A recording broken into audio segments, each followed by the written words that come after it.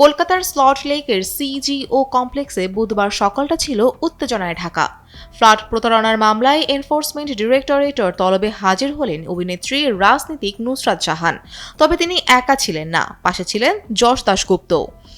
সাংবাদিকদের ভিড়, ক্যামেরার ফ্লাশ আর নীরব মুখে দ্রুত দফতরের ভিতরে ঢুকে পড়া, সব মিলিয়ে যেন বাস্তবের মাটিতে এক সিনেমাটিক দৃশ্য।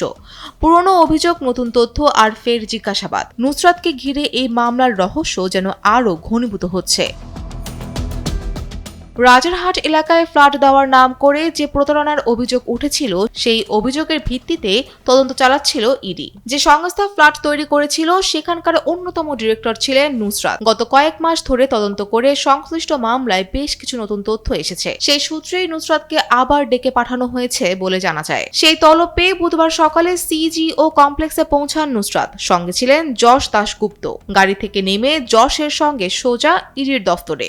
বসুন্ধরা টিস্যু, অশুদ্ধতার বিরুদ্ধে এক বিন্দুও ছাড় নয়। এই মামলায় এর আগেও বসিরহাটের সাবেক সাংসদকে সল্ট লেকের দফতরে ডেকে জিজ্ঞাসাবাদ করেছে কেন্দ্রীয় সংস্থা।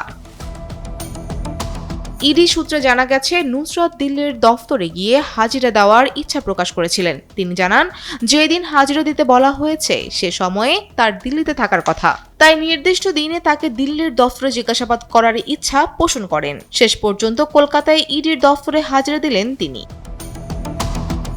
এর আগে 2023 সালে ফ্ল্যাট প্রতারণার মামলায় নুসরাতকে জিজ্ঞাসাবাদ করেছিল ইডি। প্রায় 6 ঘন্টা অভিনেত্রীকে জিজ্ঞাসাবাদ করেছিলেন তদন্তকারীরা। নুসরাতের বিরুদ্ধে ফ্ল্যাট প্রতারণার অভিযোগ এনেছিলেন বিজেপি নেতা শঙ্কুদেব পণ্ডা। ইডির কাছে সরাসরি অভিযোগ জানিয়েছিলেন তিনি।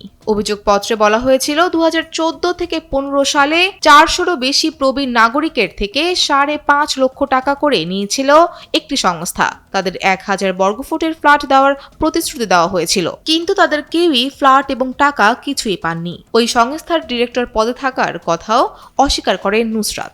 Fouzia Fariha, Daily Sun.